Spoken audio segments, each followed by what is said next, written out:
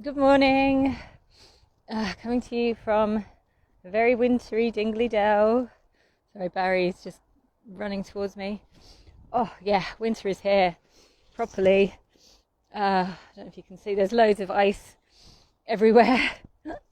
It's kind of nice, it's eerie. There's no one around.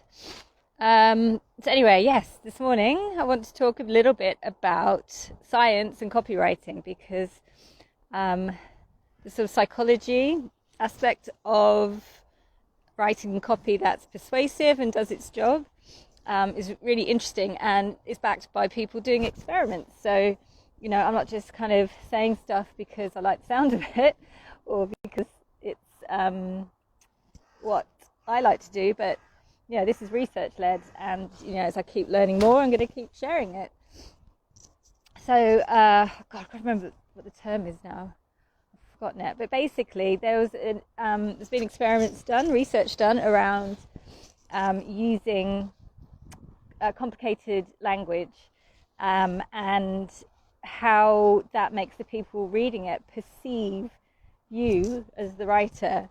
So and what the research showed is that if you use lots of fancy words in your copy and lots of fancy constructions, it makes it less clear and it makes it harder for the person reading it to understand.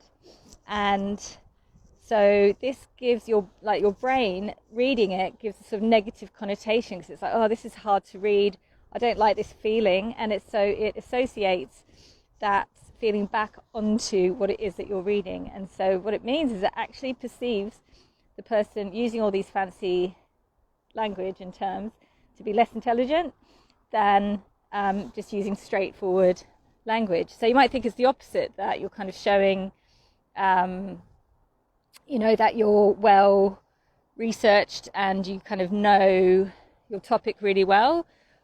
But if you confuse your reader, so this is, it's a lack of clarity.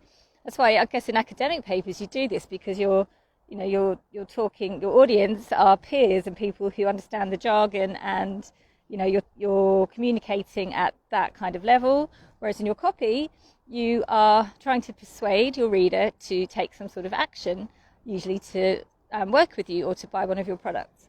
And so all those fancy terms and sort of long convoluted grammar causes the opposite effect, and actually gives this perception of being less intelligent and maybe less informed. And I guess that's because I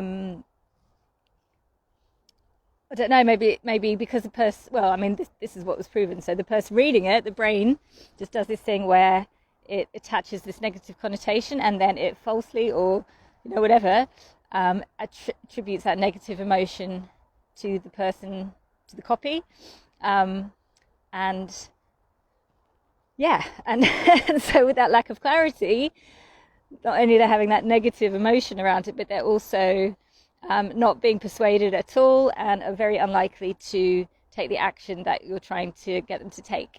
And I mean, basically, if you translate this online to the internet, then on top of all of that, you just lose people and they click away. So, it's kind of like a double whammy. So when I talk about simplifying your copy with things like short sentences, if you're using a sort of complicated word, have a look, see if you can find a simpler one to replace it.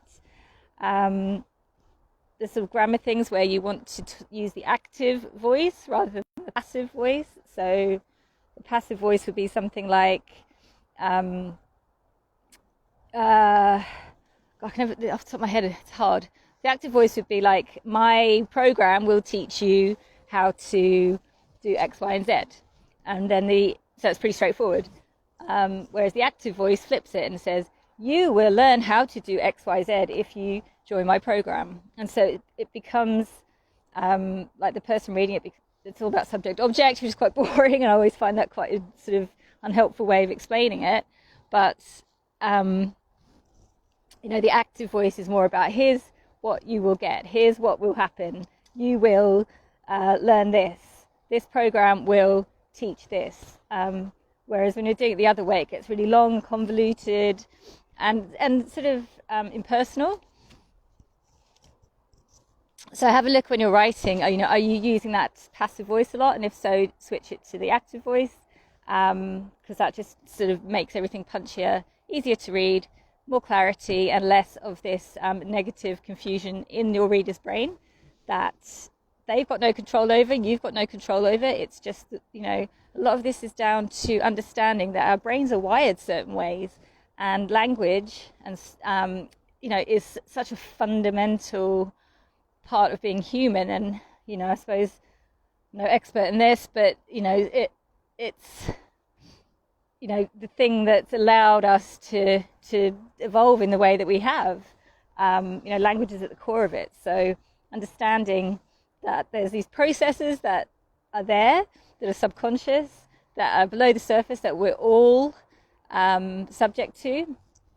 The more you understand this and the reasons behind why I suggest doing things a certain way, then the more powerful and persuasive your copy will be, and the more people you can help. And that's basically what it comes down to. I've got a really cold hand because I don't have a glove on. All right, I'm going to say goodbye. Hope you're having a good day wherever you are, and I shall see you on Wednesday.